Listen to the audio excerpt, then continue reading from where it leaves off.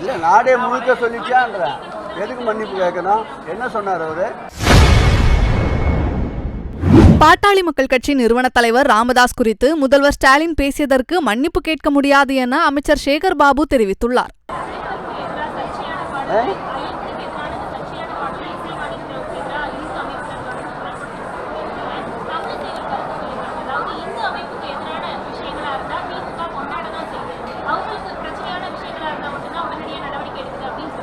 அது அந்த மாதிரி நிறைய கற்பனையோடு இருப்பாங்க.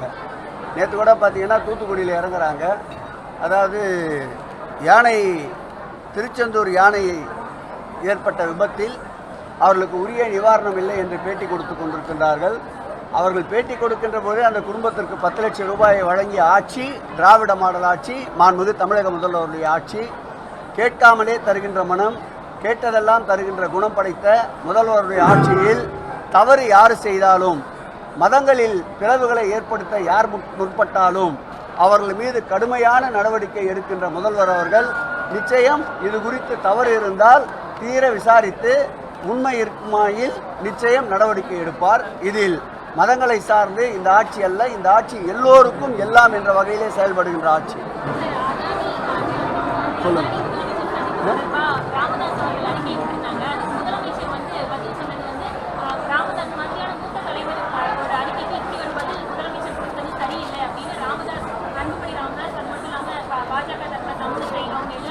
எல்லாருமே நாடே ஃபுல்லாக சொல்லிச்சே எப்படி? இல்லை நாடே முழுக்க சொல்லிச்சான்ற எதுக்கு மன்னிப்பு கேட்கணும்? என்ன சொன்னார் அவரு? தேவையில்லாத ஏதாவது ஒரு அறிக்கை தினந்தோடு விடுறன்றார். அதில் என்ன தப்பு இருக்குது? தமிழை உபயோகப்படுத்துகிற வார்த்தை தானே அது அன்பார்லிமெண்ட்ரி வேர்டு கிடையாது. அது எப்படி தவறுன்னு சொல்ல முடியும்? கடந்த காலங்களில் அவர் விட்ட அறிக்கையை எல்லாம் எடுத்து பாருங்கள். கொச்சையாக யாரையும் தரந்தாழ்ந்து பேசுகின்ற சூழலில் இருப்பவர். எங்கள் முதல்வர் கண்ணியத்திற்கு பாதுகாவலராக இருப்பவர். கண்ணிய குறைவாக எதுவும் பேசவில்லை. ஆகவே அப்படி பேசுகின்ற சூழலும் எங்கள் முதல்வருக்கு எப்போதும் ஏற்படாது.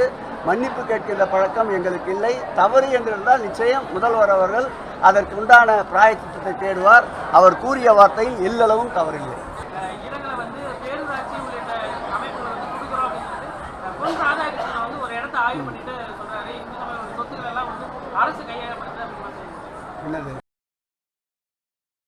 செய்திகளை உள்ளது உள்ளபடி தெரிந்து கொள்ள ரெஃப்ளெக்ட் நியூஸை சப்ஸ்கிரைப் பண்ணுங்க.